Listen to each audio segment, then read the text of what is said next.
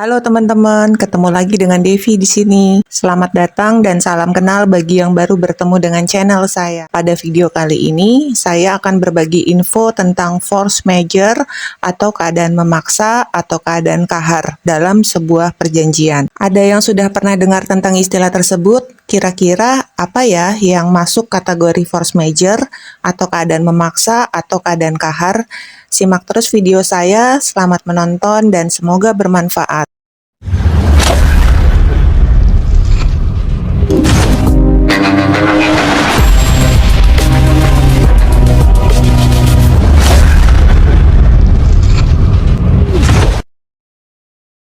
Ketentuan terkait force majeure hampir selalu ada di dalam kontrak yang dibuat.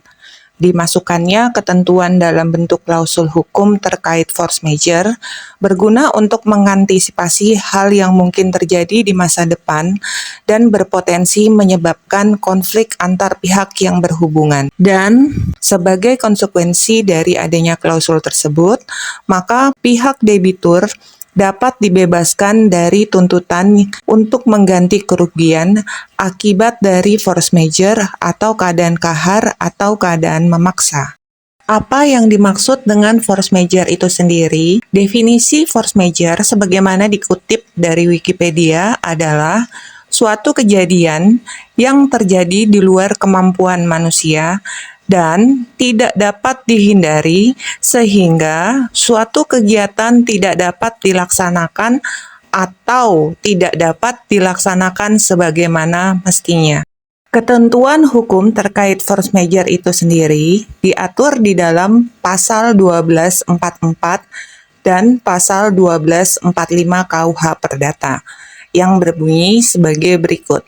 Pasal 1244 KUH Perdata menyebutkan bahwa jika ada alasan untuk itu, si berhutang harus dihukum untuk mengganti biaya, kerugian, dan bunga apabila ia tidak dapat membuktikan bahwa hal tidak atau tidak ada pada waktu yang tepat dilaksanakannya perikatan itu disebabkan suatu hal yang tidak terduga pun tidak dapat dipertanggungjawabkan kepadanya. Kesemuanya itu jika itikat buruk tidaklah ada pada pihaknya.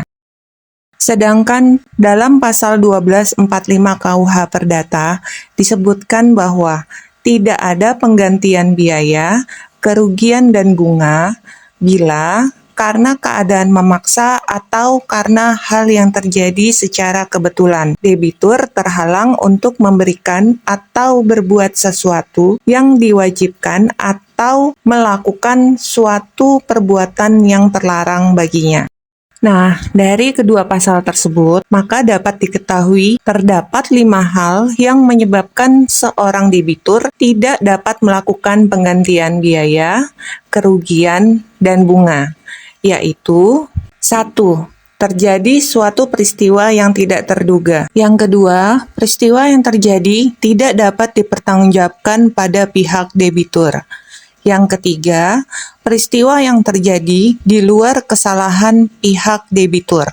Yang keempat, peristiwa yang terjadi di luar kesalahan para pihak yang terkait. Dan yang kelima adalah tidak ada itikat yang buruk dari pihak debitur. Nah, apa saja macam peristiwa yang bisa disebut sebagai force majeure atau keadaan memaksa atau keadaan kahar? Berikut ya contoh-contoh peristiwanya. Yang pertama, peristiwa alam seperti banjir, tanah longsor, gempa bumi, bencana alam, angin topan. Yang kedua, terjadinya kebakaran, ledakan. Yang ketiga, terjadinya perang, terorisme, kerusuhan, revolusi. Yang keempat, wabah penyakit, epidemi. Kemudian yang kelima, pemogokan. Yang keenam, bencana lainnya yang dinyatakan oleh pejabat atau instansi yang berwenang. Teman-teman, perlu diingat ya, bahwa keadaan tersebut haruslah nyata dan bukan unsur kesengajaan. Misalkan terjadi peristiwa kebakaran atau ledakan, dan dapat dibuktikan bahwa kita terkena dampaknya, serta peristiwa tersebut telah diperjanjikan sebelumnya di dalam perjanjian.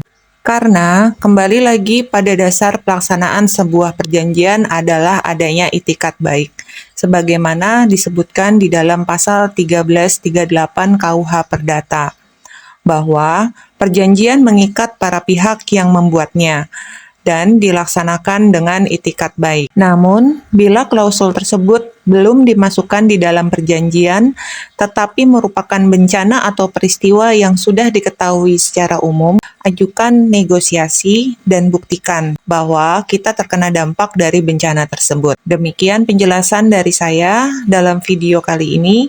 Semoga bermanfaat. Jangan lupa untuk subscribe channel saya dan bunyikan loncengnya agar teman-teman lebih cepat menerima informasi pada video baru saya selanjutnya. Dan terima kasih sudah menonton.